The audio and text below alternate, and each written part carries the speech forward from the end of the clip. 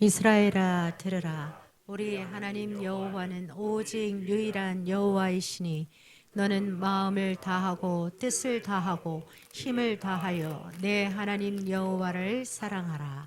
기독일보에 이런 재미있는 조사가 있더라고요.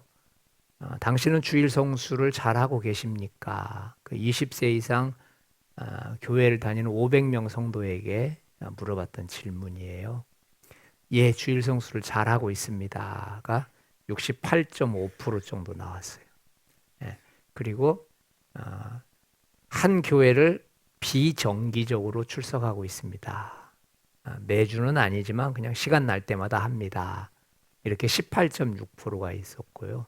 그리고 저는 기독교인이지만 그냥 거의 교회를 안 나갑니다.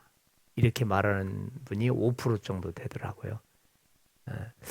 그 다음에 교회를 당신은 왜 선택했습니까? 주 원인이 이 집이 가까워서 그랬습니다. 이거는 이제 젊은 사람들 입장에서 많이 그렇게 했더라고요.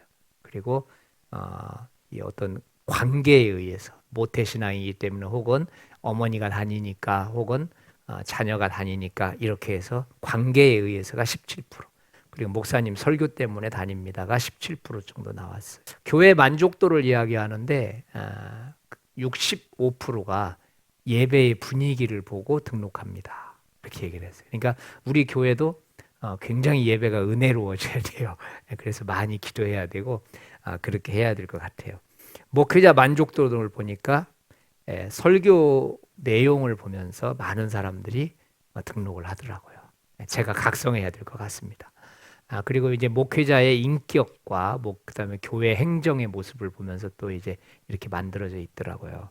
그런데 이제 5번, 6번, 7번에서 우리가 좀 봐야 될 건 뭐냐면 당신은 교회를 옮길 의향이 있습니까? 라고 말했더니 떠날 생각이 있습니다가 28%, 매우 많습니다. 떠나고 싶습니다가 4.8%, 거의 5%가 돼요. 그러니까 전체 응답자의 3분의 1 정도가 교회를 항상 떠나고 싶어 해요. 앉아 있지만 실제 마음은 다 딴 데가 있다는 거죠. 그 다음에 6번에 보니까 교회를 떠난 이후에 그럼 무슨 계획이 있습니까? 라고 했더니 22%가 나는 절대 이제 교회 안 다닙니다. 5.3%가 나는 차라리 다른 종교로 가버릴 겁니다. 가나안 현상에 대한 책임 7번이죠. 가나안이라고 하는 것은 무슨 말이냐면 새로운 신종 언어예요. 거꾸로 읽어보세요.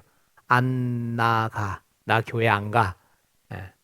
나는 신앙인인데 교회는 절대 안 나가. 그냥 집에서 예배드리고 그냥 내 멋대로 할 거야. 이게 가나안 성도입니다.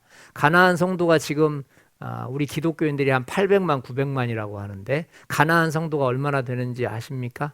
100만 정도 됩니다. 그러니까 실제로 교회는 전혀 나오지 않고 그냥 나는 성도입니다라고 말하는 사람이 100만 명이에요. 만약에 가나안 성도가 있다면 누구 책임일까요? 라고 물어봤더니 73% 정도가 교회가 잘못한 겁니다.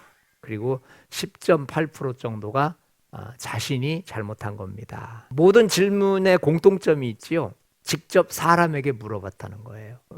앙케이트 조사 같은 걸 볼 때마다 좀 아쉬운 게 뭐냐면은 빠진 게 한 가지 있어요. 하나님은 당신을 이곳에 보내셨다고 생각하십니까? 요걸 물어봐야 되는 거거든요. 모든 질문지는 사람에게 물어봅니다. 하나님의 질문은 한 가지도 없어요.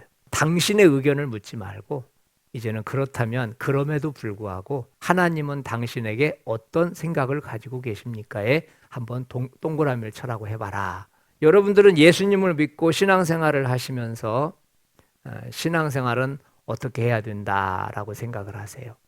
신앙생활은 교회 생활일까요? 아니면 말씀 생활일까요? 왜냐하면 여기 나와 있는 모든 상처는 말씀 때문에 상처받았다는 사람은 한 사람도 없거든요. 목사님이 자꾸 막 나를 말씀을 암기하라고 해요. 교회만 가면 성경 공부시켜요. 이런 것 때문에 교회 옮긴다는 사람은 한 사람도 없는 거예요. 그러니까 우리는 지금 우리 의식 속 깊은 곳에 무엇이 있냐면 신앙생활은 교회 생활이라는 생각이 있어요. 자꾸만 우리도 모르는 사이에 그럼 좋은 교회가 있지 않을까라고 하는 생각들을 하게 되는 것이죠. 오늘 이제 함께 말씀을 읽어가면서 신앙생활은 어떻게 해야 될까? 그리고 어떤 목적을 향해서 가야 되는 것일까? 한번 같이 생각을 해보려고 합니다. 자, 우리 6절 말씀 한번 같이 읽어볼까요? 오늘 내가 내게 명하는 이 말씀을 너는 마음에 새기고 오늘 내가 너한테 명하는 이 말씀을, 하나님 말씀을 어디에 새겨라? 마음에 새기고. 시작부터 호락호락하지 않아요. 하나님 말씀을 마음 속에 담는 게 아니고 새기래요. 마음에 새긴다라고 하는 표현은 굉장히 무서운 얘기예요. 왜냐하면은 여러분, 문신 새긴다 할 때 그 새긴다 뜻이에요. 문신을 몸에다가 새겨서 절대 떨어지지 않도록 그렇게 하는 것처럼 하나님의 말씀을 마음에다 문신을 새기라는 거예요. 그러니까 이 마음에 새기고라고 하는 단어를 제가 찾아봤더니요, 조각이나 조각하거나 아니면은 새긴다는 뜻이에요. 그러니까 지금 하나님께서는 마음속에 깊이 말씀을 새겨서 절대로 달려가더라도 어떤 상황이 와도 그 말씀이 잊혀지지 않도록 각인을 떠놓으라는 거죠. 아까 그 첫 번째인 그 설문지의 모든 질문들은 말씀의 각인을 뜨지 않았다라고 하는 대표적인 증상입니다.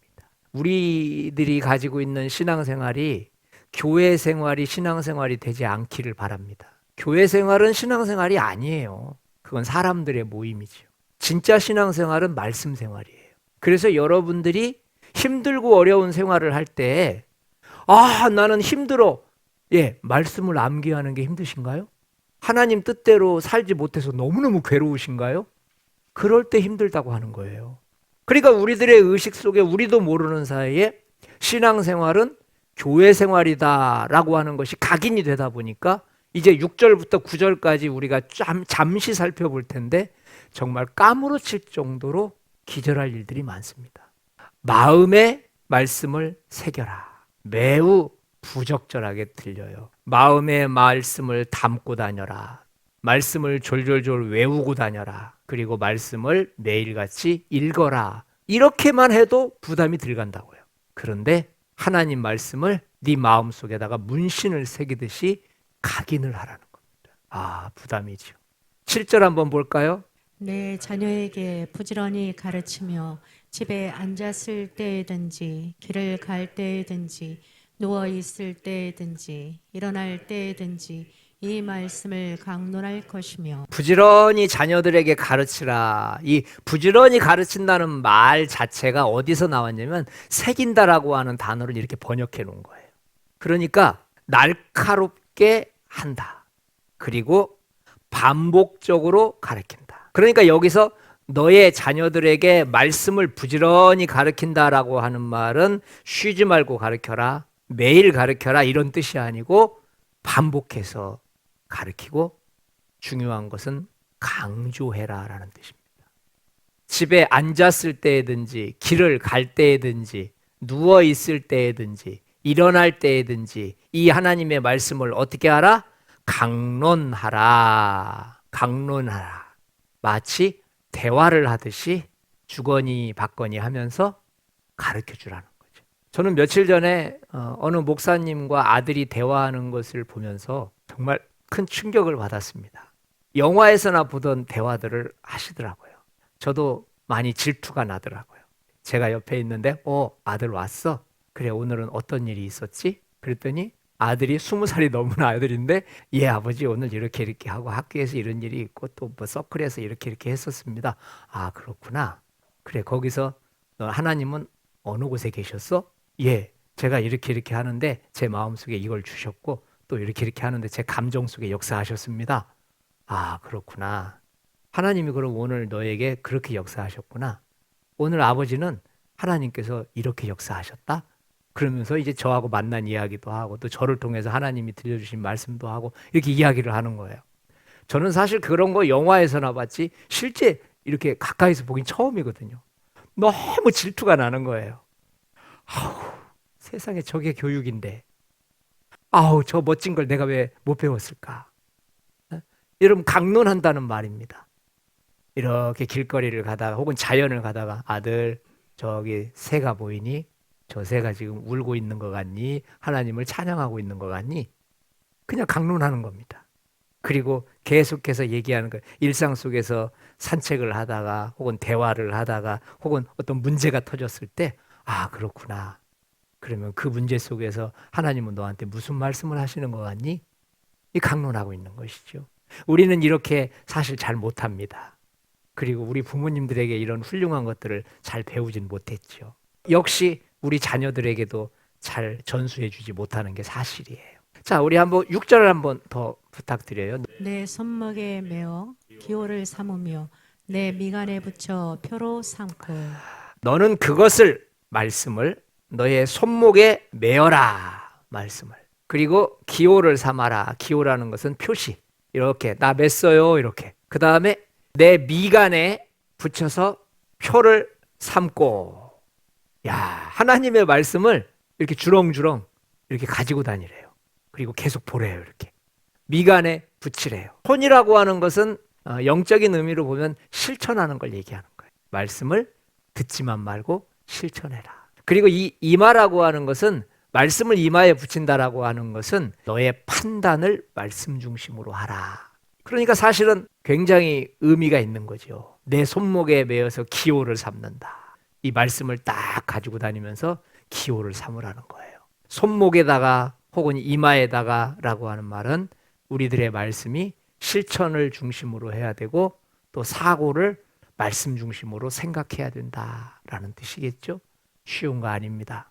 9절 말씀도 한 번 더 부탁합니다. 또 내 집 문설주와 바깥문에 기록할지니라. 집의 문설주와 바깥문 대문에다가 말씀을 기록하라. 말 그대로 그냥 말씀을 쓰라는 거예요. 보이게끔. 문설주라고 하는 것은 문을 달기 위해서 기둥을 세우잖아요. 그게 설주입니다. 그러니까 기둥에다가 하나님 말씀을 쓰라는 거예요. 예전에 우리 대문에다가 입춘대길 써가지고 막 들어와도 그걸 보고 나가도 보잖아요. 근데 여러분 보세요. 문설주가 대문 기둥입니다. 그리고 바깥문입니다. 그러면은 거기에다가 기록하라는 이야기는 이제는 집 안에서 세상으로 나갈 때, 그리고 세상에서 집 안으로 들어올 때 어떤 자세와 어떤 마음가짐으로 하나님을 섬겨야 될 것인지에 대한 이야기예요. 지금까지 우리는 하나님의 말씀을 얼마나 귀하게 여겨야 하는지에 대해서 잠깐 봤어요. 6절처럼 하는 사람이 한국 교회에 얼마나 있을까요? 암기하고 외우고 듣고 입으로 말하는 것 정도는 하는데 진짜 몸에 문신 새기듯이 마음속에 2번, 3번, 10번, 100번 그 말씀 묵상하고 묵상해서 새기는 사람이 과연 세계교회에는 얼마나 있을까요? 굉장히 부담이 되는 말씀이죠. 7절 말씀처럼 자녀들에게 부지런히 말씀을 가르치라고 하지요. 학원에 가는 것이 기쁘십니까? 예배 드리는 것이 기쁘십니까? 우리는 아직 학원에 가는 게 기쁩니다. 서울대학교에 들어가는 게 좋으십니까? 대학을 떨어졌는데도 믿음 안에 굳건히 쓴 것이 기쁘십니까? 우리 한국적 정서에서는 아직 우리가 외국처럼 그렇게 뼛속까지 기독교인은 아니거든요. 그러니까 사실 이런 말씀들이 여러분과 저를 결코 행복하게 해주지 못해요. 늘 힘들고 버거운 것이 사실이에요. 말씀을 강론하는 것처럼 말씀을 설명해주고 자연 속에서 대화 속에서 또 사람과의 관계성 속에서 하나님이 함께 하시는 것을 얘기한다. 또 실제 내가 내 자녀에게 그것을 한다는 것은 결코 쉬운 일은 아니라는 것이죠. 손목에 말씀 표시를 하고 다니는 사람 보셨습니까? 그리고 기호를 삼는다는 것은 표시나 표적을 말해요. 하나님 말씀을 늘 생각한다는 뜻이겠지요. 9절 말씀처럼 문자 그대로 말씀을 써놓고 말씀을 외우고 이런 가정도 드물지요. 하나님 말씀을 받는데 왜 이렇게 복잡한지 모르겠어요. 그냥 쉽게 그냥 가만히 앉아서 듣다가 끝났으면 좋겠는데 하나님께서는 우리에게 이렇게 버겁도록 뭔가를 요구하고 계세요. 이렇게 말씀 지키다가 정말 넘어질 것 같아요. 아주 까무러칠 것 같아요. 모세는 왜 이처럼 무리한 요구를 백성들한테 지금 하고 있을까요? 이 정도까지 말씀을 철저하게 지키면서 과연 살아야 될까요? 이제 저는 이 부분을 2가지를 통해서 한번 생각을 해보려고 해요. 우선은 모세가 이 말씀을 선포할 당시에 어떤 시대적 배경입니다. 신명기 6장에서는 모세가 하나님의 말씀을 선포합니다. 다시 말해 신명기서 전체는 모세의 설교로 되어 있어요. 그래서 신명기서는 모세의 설교입니다. 그래서 첫 번째 설교, 두 번째 설교, 세 번째 설교로 다 엮어져 있어요. 모세는 자신이 가나안 땅에 들어가지 못할 거라는 것을 이미 하나님 앞에 들었기 때문에 알고 있어요. 이제 모세는 이 신명기서를 마치고 이제 천국에 갈 겁니다. 자, 한번 생각을 해보세요. 120세가 된 노장인 모세가 앞으로 하나님이 젖과 꿀이 흐르는 땅이라고 하는 저 너머에 눈에 보입니다. 요단 동편에서 저기에서 보니까 가나안 땅이 훤히 이 강물만 건너면 가나안 땅인데 이제 그것을 주신다고 약속하셨는데 지금까지 애굽에서 빠져나와서 지금까지 40년 동안 계속해서 1세대들과 함께 살았잖아요. 그런데 여러분 지금 모세가 신명기서에서 말씀을 전할 때는 출애굽해서 나온 1세대들은 다 죽었어요. 여호수아와 갈렙만 빼고는 다 죽었다고요. 그러면 지금 모세가 설교하고 있는 그 청중들은 누굽니까? 아버지들이 아닙니다. 바로 2세대, 3세대들이. 그들에게 말하는 거예요. 너희들이 그 땅에 가서는 결코 하나님 말씀을 소홀하게 해서는 안 된다. 너희 부모들은 잘못했다. 너희 부모들은 실패했다. 그래서 40년 동안 광야에서 그렇게 많은 시간들을 훈련받고 말씀 훈련에다가 버리는 훈련에다가 또 하나님께 이렇게 드리는 훈련에다가 이런 것들을 했지만 결론적으로 40년이 지나고 나서 지금 2세들 앞에 서보니까 여호수아와 갈렙 빼고는 믿음에서 다 실패했다. 그러면서 이제 그 후손들에게 죽기 바로 전에 그 애절한 마음을 가지고 지금 이 본문 6장을 설교하고 있는 것입니다. 얼마나 간절했을까요? 이제 이 노장인 모세는 이제 이 설교 몇 번 하고 이제 그대로 기력이 쇠해서 이제 천국에 가는 거예요. 그래서 그의 간절한 마음이 매 장마다 매 절마다 깊숙이 푹 우려낸 곰탕처럼 그렇게 말씀의 깊이가 녹아져 있는 거예요. 자, 하나님의 말씀을 왜 이렇게 까다롭게 지키라고 하는지 이제 한번 그 부분을 한번 살펴봐요. 1절과 3절이죠. 이는 곧 너희의 하나님 여호와께서 너희에게 가르치라고 명하신 명령과 규례와 법도라. 너희가 건너가서 차지할 땅에서 행할 것이니 이스라엘아 듣고 삼가 그것을 행하라. 그리하면 내가 복을 받고 내 조상들의 하나님 여호와께서 내게 허락한 심같이 젖과 꿀이 흐르는 땅에서 내가 크게 번성하리라. 왜 이렇게 하나님 말씀을 까다롭게 지키라고 했을까요? 말씀 훈련을 치열하게 받는 것은 그 받은 만큼 복을 받고 받은 만큼 번성할 것이기 때문이에요. 1절 말씀에 하나님 말씀을 지키면 차지할 땅에서 행할 일들, 다시 말해 듣고 삼가 그것을 행하라. 그리하면 어떻게 된다는 거죠? 크게 번성하리라. 너희가 복을 받을 것이다. 국가대표 하나가 만들어지기 위해서 얼마나 고된 훈련을 받고 얼마나 많은 땀을 흘리는지 우리는 알고 있어요. 제가 어제 국가대표 선수들이 받는 훈련에 대해서 한번 이렇게 여러 가지를 봤어요. 그랬더니 정말 대단하더라고요. 한국 국가대표가 되기 위해서는 엄청난 노력과 희생이 요구돼요. 매일의 훈련 강도 시간을 봤더니 매일입니다. 하루에 6시간에서 8시간 이상 훈련을 해요. 근데 그것을 주 6일에서 7일 정도로 지속적으로 합니다. 주 6일이면은 주일만 빼고 월요일부터 토요일까지 8시간씩 훈련을 하는 겁니다. 육신이 어떻게 견디겠어요? 특별한 또 시합이 있는 날에는 이제는 7일 동안 그런 훈련을 합니다. 체력 훈련을 하고 기술 연습 훈련을 하고 정신력 강화 훈련을 하더라고요. 그래서 모든 국가대표 선수들은 달리기, 근력 운동, 유산소 운동을 매일같이 시킵니다. 축구 선수들 같은 경우는 기술 훈련을 시키는데 드리블, 슈팅, 패스, 기본기 훈련을 그 전문가들한테 기본기 훈련을 매일 그렇게 몇 시간씩 시킵니다. 정신력 강화 훈련, 바로 이것은 극단적인 상황에 가면은 정신력으로 이긴다고 하더라고요. 집중력과 그다음에 경기 중에 압박을 견디기 위해서 심리적인 훈련과 명상 그리고 심리적 상담까지도 전문가들한테 다 받으면서 속을 강하게 하더라고요.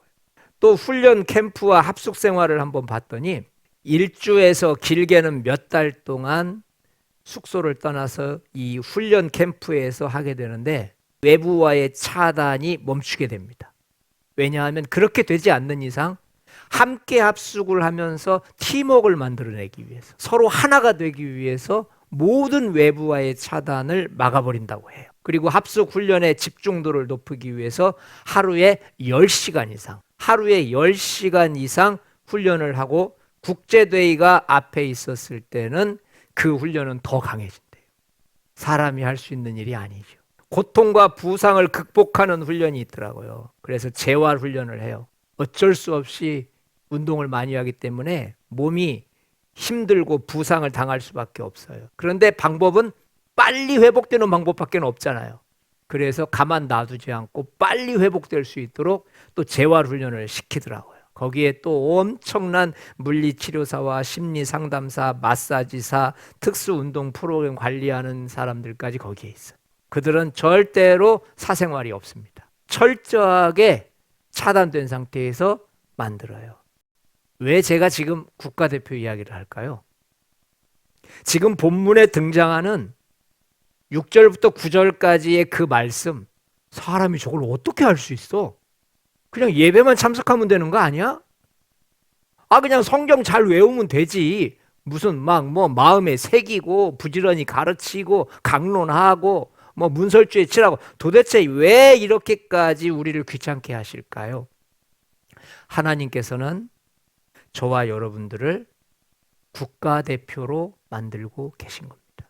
그래서 세상에서 싸워서 악한 영과 악한 세력과 싸워서 이길 때 당신이 이겼다고 말하지 않고 너의 나라가 이겼다. 네가 이겼다고 말하지 않고 너 때문에 하나님 나라가 세상을 정복했다라고 말씀하시는 거예요. 여러분과 저는 국가대표입니다. 우리는 평범한 사람이 아니에요. 그래서 모세는 이렇게 철저하게 까다롭게 말씀을 지키라고 말하는 거예요. 자, 우리 한 절 더 보겠습니다. 2절이죠. 곧 너와 내 아들과 내 손자들이 평생에 내 하나님 여호와를 경외하며 내가 너희에게 명한 그 모든 규례와 명령을 지키게 하기 위한 것이며 또 내 나를 장구하게 하기 위한 것이라.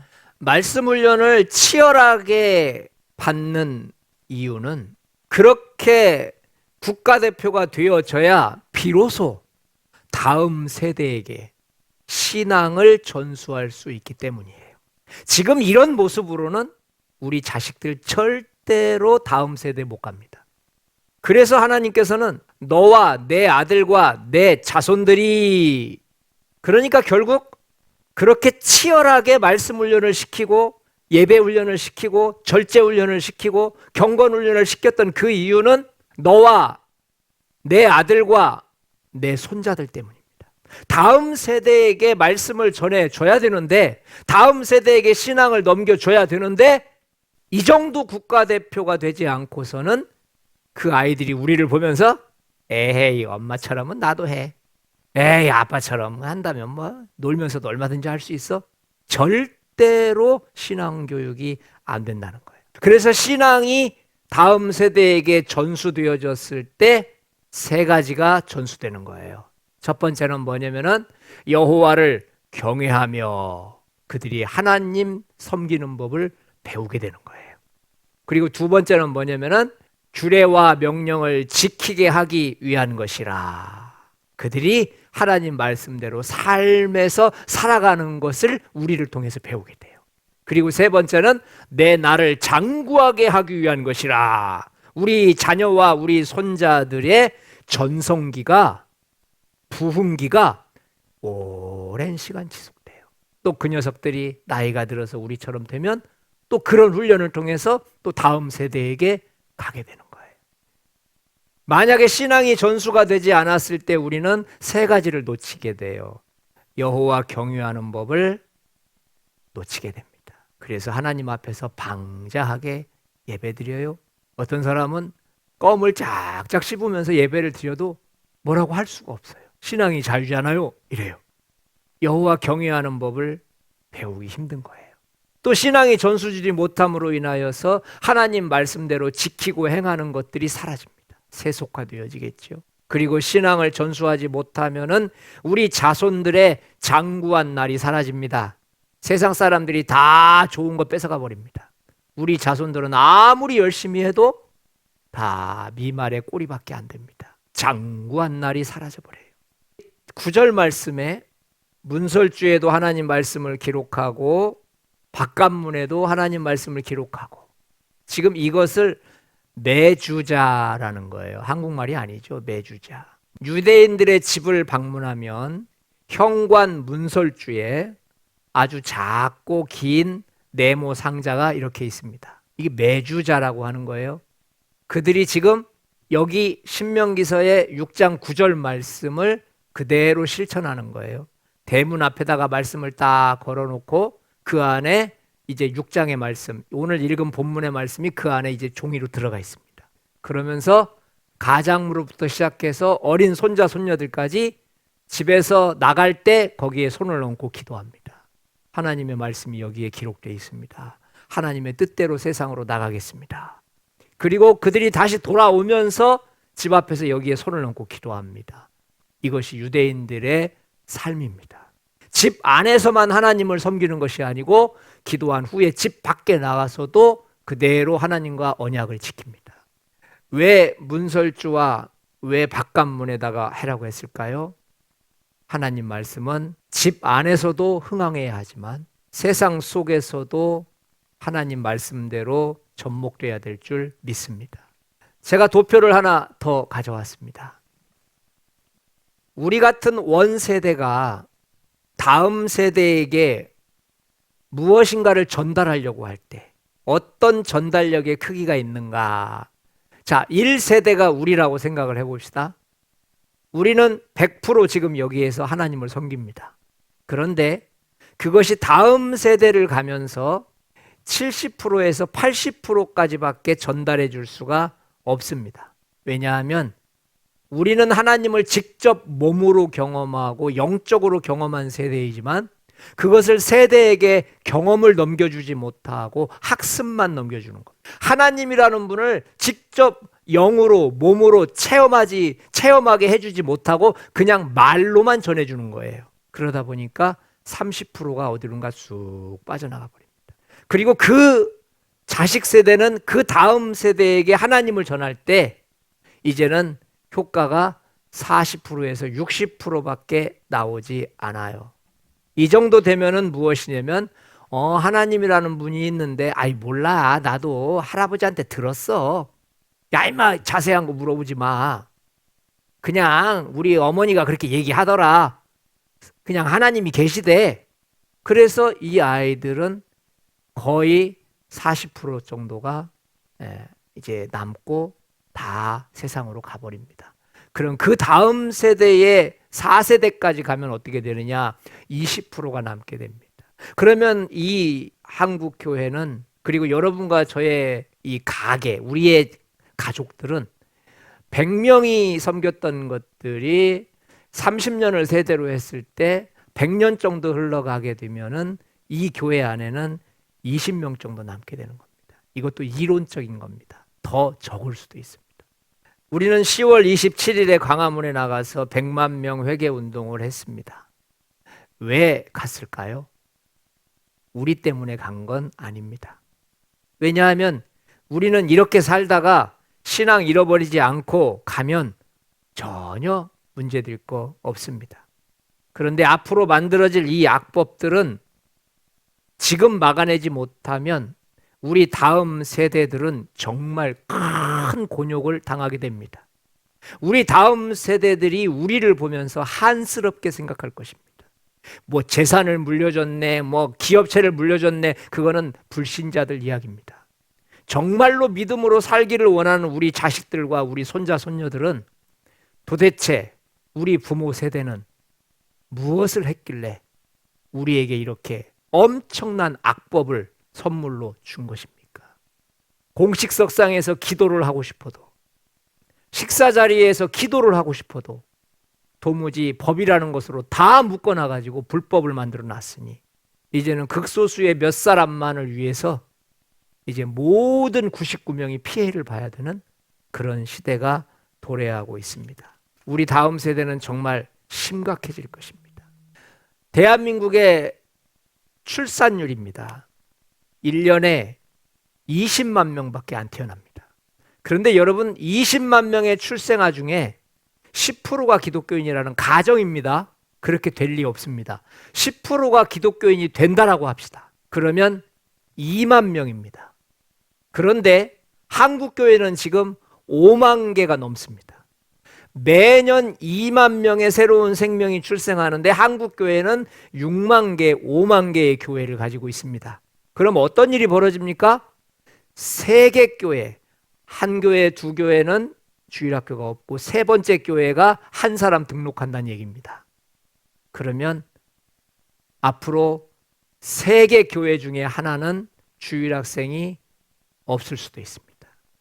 그리고 5개 교회 중에 단 한 교회만 주일학교 학생이 있을 수도 있습니다. 자, 이렇게 중요한 시대를 우리가 살고 있습니다. 여러분, 우리는 고 어린 주일학교 생명들에게 정말 사랑으로 길러내야 될 줄 믿습니다. 어린 아이들이 교회 나오는 거 그 자체만으로도 축복해 주십시오. 이제 정말로 무서운 시대가 우리 때부터 시작되고 있잖아요. 정말 아이들이 교회에 앉아서 뭐 예배 드리냐 안 드리냐가 아니고 교회에 앉아서 함께 설교 듣고 있는 것 자체만으로도 안수기도 해 주십시오. 아이들에 대해서 이제는 지적을 하고 바르게 기르고 그거 못지않게 이제는 사람이 없습니다. 이 많은 6만 개의 한국교회, 이제 정말 핍절한 시대가 시작됐습니다. 오늘 저는 여러분과 함께 기도하기를 원합니다. 말씀 훈련과 경건 훈련을 받는 성도가 되게 해 주십시오. 기도하십시오. 우리가 받는 훈련은 아무것도 아닙니다. 우리가 국가대표처럼 훈련 받아야 겨우 우리 자식들이 우리 보면서 조금 전문가네 이렇게 말합니다. 지금 우리의 모습은 절대 사람을 감동시킬 수 없습니다. 그리고 내 가정, 내 자녀들 내가 책임진다는 마음으로 기도하십시오. 그리고 이 한국 땅에 하나님이 만드신 창조 질서를 무너뜨리지 않도록 기도해 주십시오. 우리 한 5분 정도 기도하겠습니다. 좋으신 하나님,